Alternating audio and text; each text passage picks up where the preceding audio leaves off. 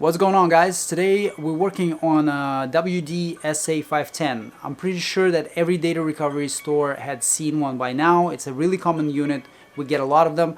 Now, what are the symptoms? What are the failures with these devices? Usually they come in either totally dead, where the entire registry lights up like a Christmas tree, or they come in half-beat form. Now, they are budget SSDs, so I don't expect the world from them. On one occasion, I actually had a device that came in totally unresponsive state, and by the time we were done with the recovery, it was fully functional.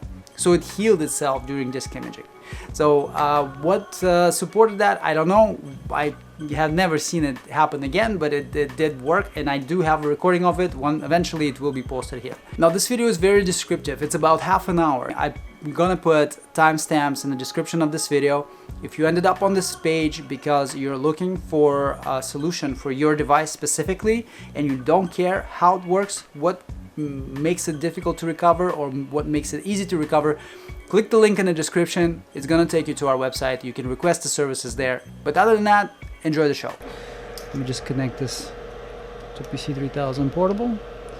When we power on the unit, we get all these status lights light up in the registry, which doesn't make much sense, because usually that would be something that a device would do when it's either got problems with the controller or it has SATA cable just completely disconnected. See what happens when I disconnect this, power on, we got exact same scenario. This unit works.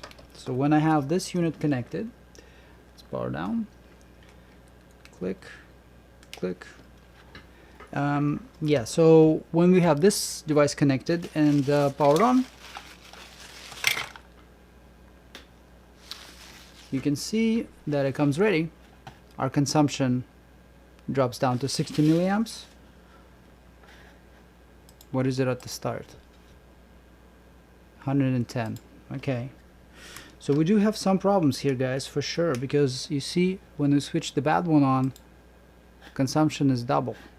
I'm gonna prep the donor first, because the donor is going to be our platform where we're gonna put the patient's memory chip on. Turn on all of the devices.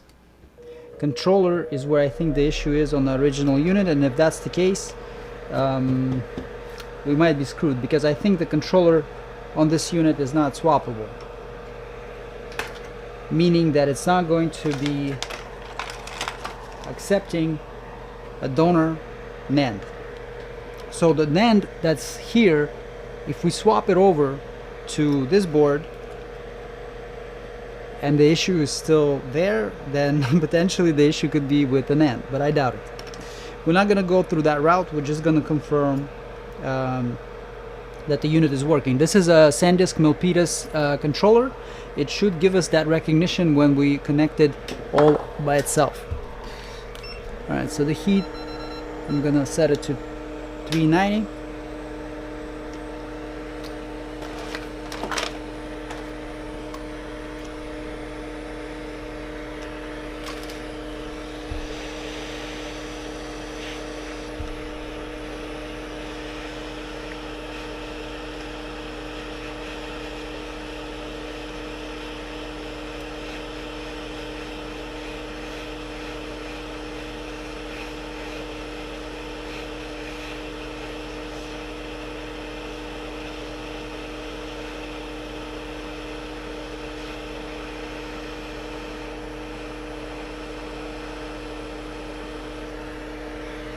Okay, the NAND is off.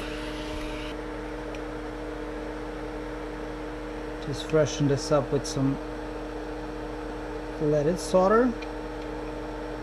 Ooh, ooh, ooh, ooh. What's going on? What's going on? What's going on? Yeah, that was my mistake. Luckily, we do have a reference board for the moments like this. Pull this into place.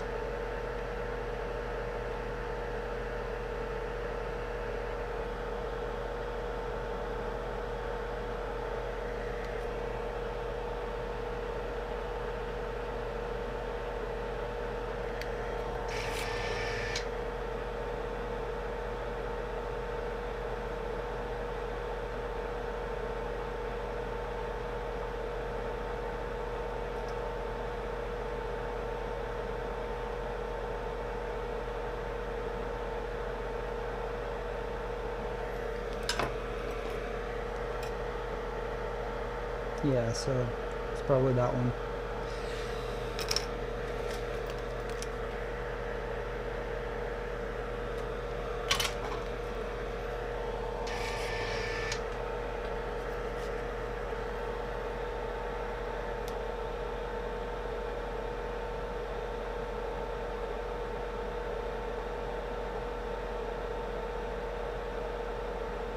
Okay, that's settled.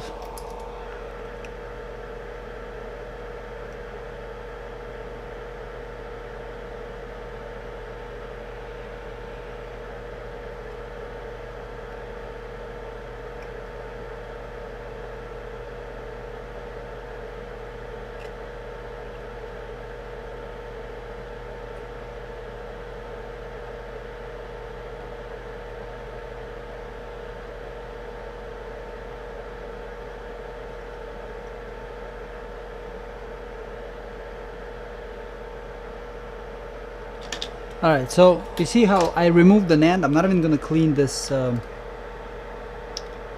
flux off of it. However, let me just do this first.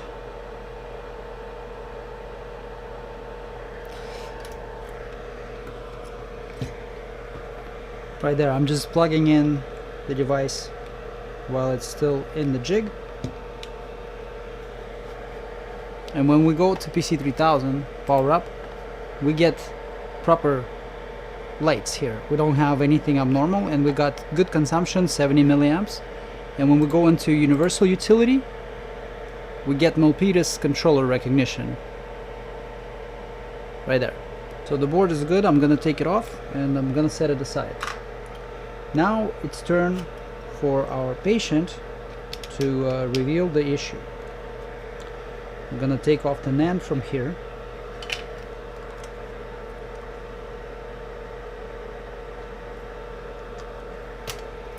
Same way.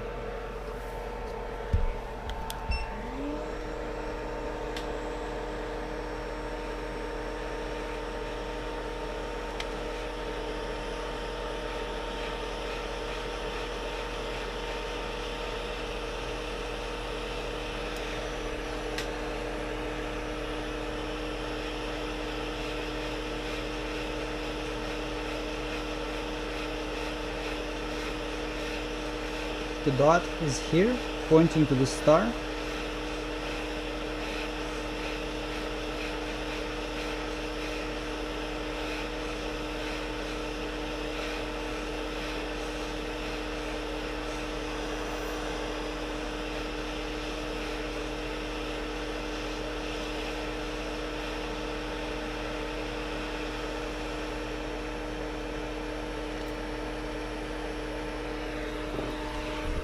Alright.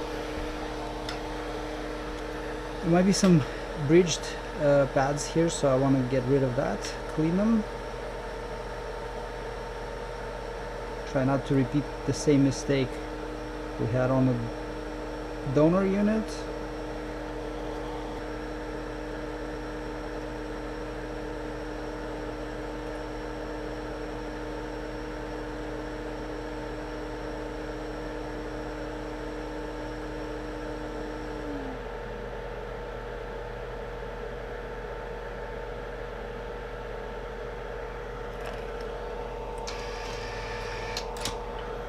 Alright, so if this is what I think it is, like these scrape pads right there, give me a clue that maybe it's already been pulled before me. So I connected it.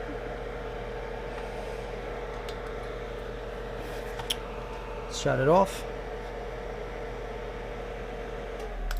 Power. No, we are getting very high consumption still.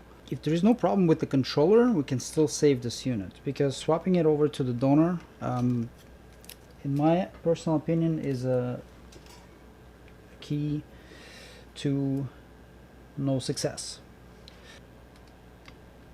But so far I'm not really seeing anything burnt, discolored, or something that would raise my attention, bring my attention to it. You know, everything looks fine. So let's try and see if maybe cold temperature can do some discoveries for us. I'm gonna spray this cold.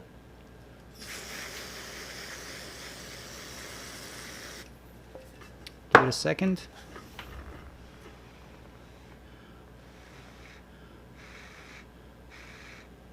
Wait for it.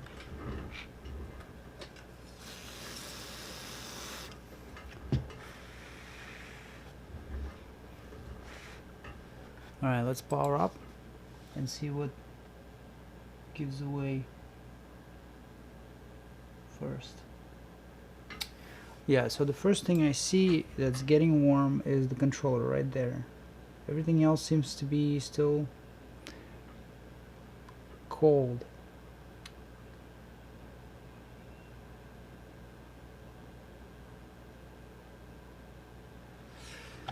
Alright, so let's bust the myth of these controllers being okay for the swap. Yeah, so it's got a little bit of discolored pads here. We want to clean that up. Fresh solder will clean it.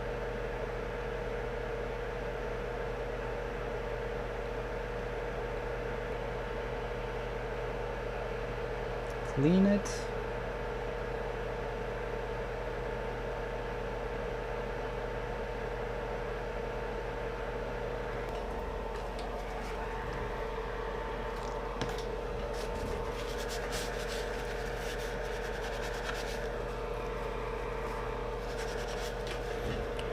There, our chip is flat. Now we need a stencil to finish the job. This is the type of chip it is. So you tag it up like that. Center it. Next thing is a spatula and paste. The paste I use is this one here. PPD Pro. Alright, so this is my favorite thing when it comes down to working with SSDs. The reball process is really cool thing. So you see there's a little bit of moisture still. If it's too much moisture, you can always dab it in a paper towel and then your paste will get more dry. It's runny paste can give you lots of problems, especially on bigger area chips like this where the pads are big, you know. So keeping tension on the stencil is critical for this to work correctly. If there is no tension, the heat will warp the metal and that would be it. So you use like these bent tweezers, it's probably the best way to keep it down because they bring down a bigger area. Reduce the temperature down to like 260 or whatever. 260 to 75 is a proper range for this, and you just work it away. So start with the area that has the most tension and then you're gonna drag it down.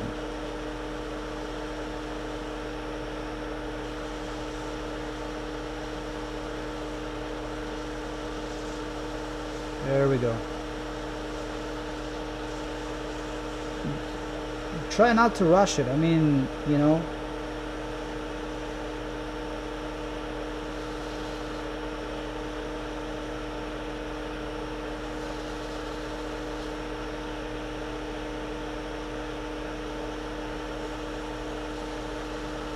the slower you go, the more control you have.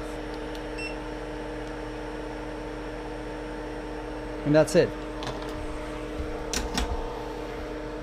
Pop the chip right off of it on the back here, and this is factory-like finish. We get our SSD. Let's just plug it in and confirm that that's the one that gives us safe mode by itself. It is, because the ready status is here. Now you want to jump the heat to 365 because you're heating the board as well. That's gonna take away a little bit of heat from the chip, so you want to make sure that it gets enough.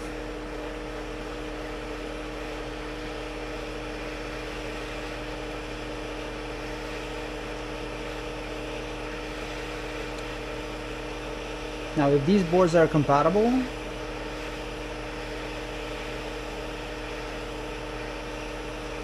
as soon as this chip settles in,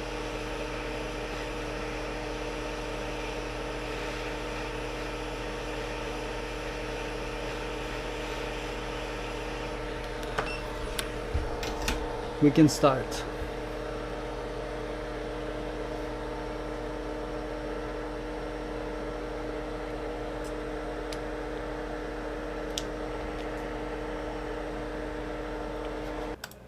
Power up. We got the ready status, but that's not the end of the road here yet.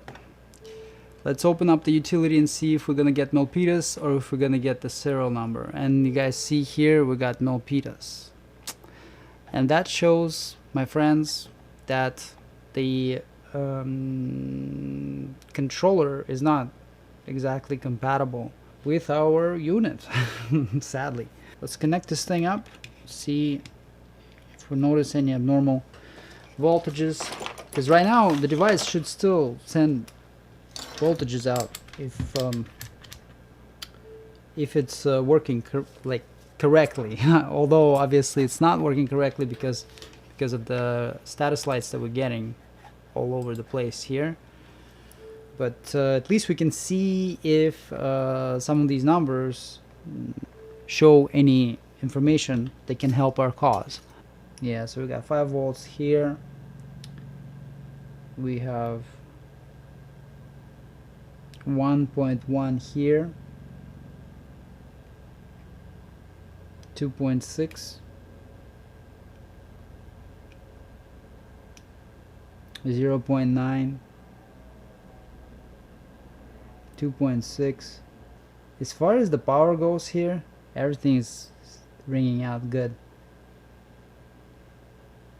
We got 1.1.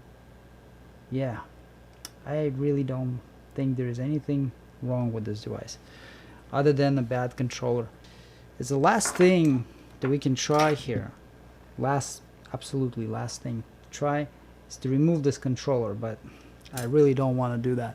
Maybe, just maybe, because this is chipped, maybe somebody flipped the power connector, plugged it in the wrong way.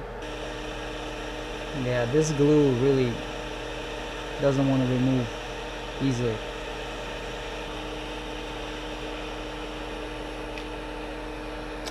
Yeah, now I remember why I didn't like it. It's got 2 sets of rolls in there. So what we can do is prep this area here, clean it up, alright, make sure that it's nice and clean, and then drop our donor's controller in place.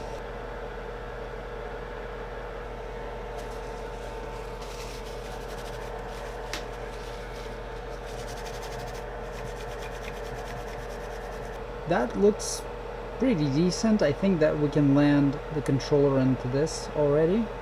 The only thing is that there's a couple of areas that are now exposed.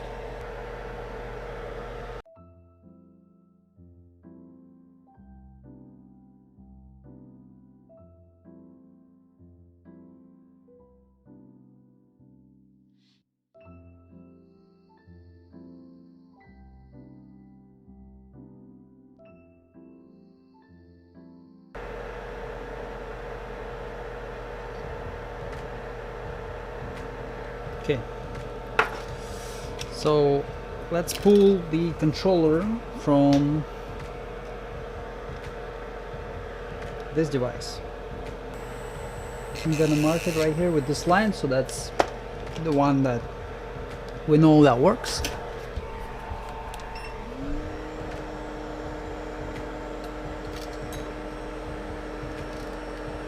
Same thing here, we're just gonna chip away at it a little bit at a time. The glue will eventually let go.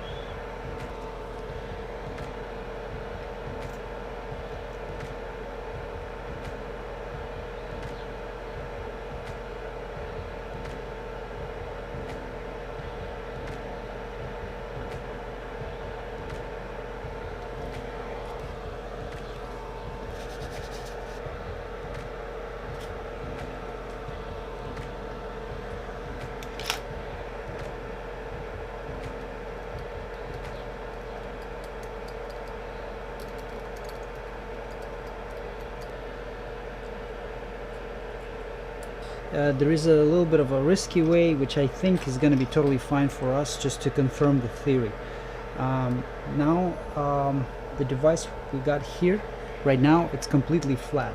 So if we add flux to it,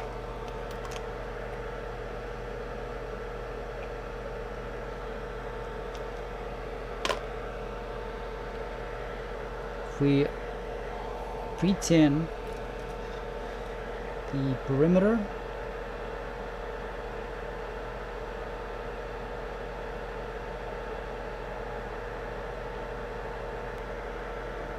let's try this out.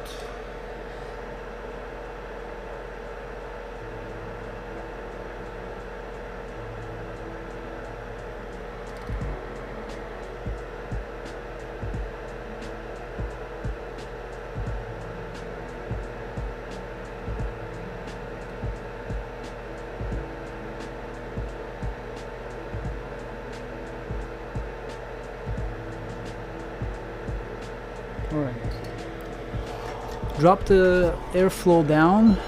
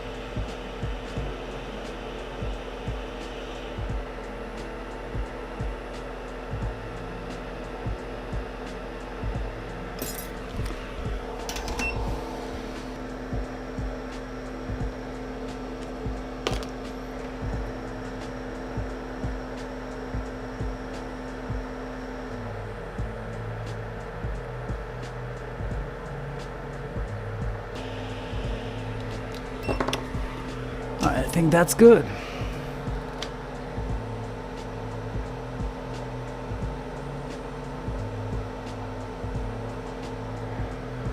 I think we're gonna clear it.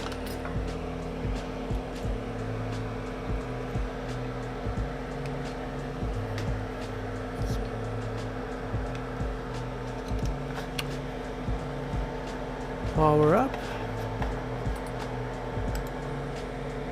And look at this. We have the ready status. So what does that tell us, guys? That tells us that the board is good. The board is clear, and chances are the controller is busted. So when we move that controller over to our donor,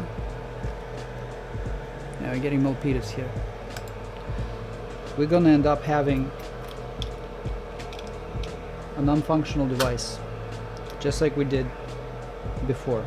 Since we're already too close to conclusion, we need to just see this through.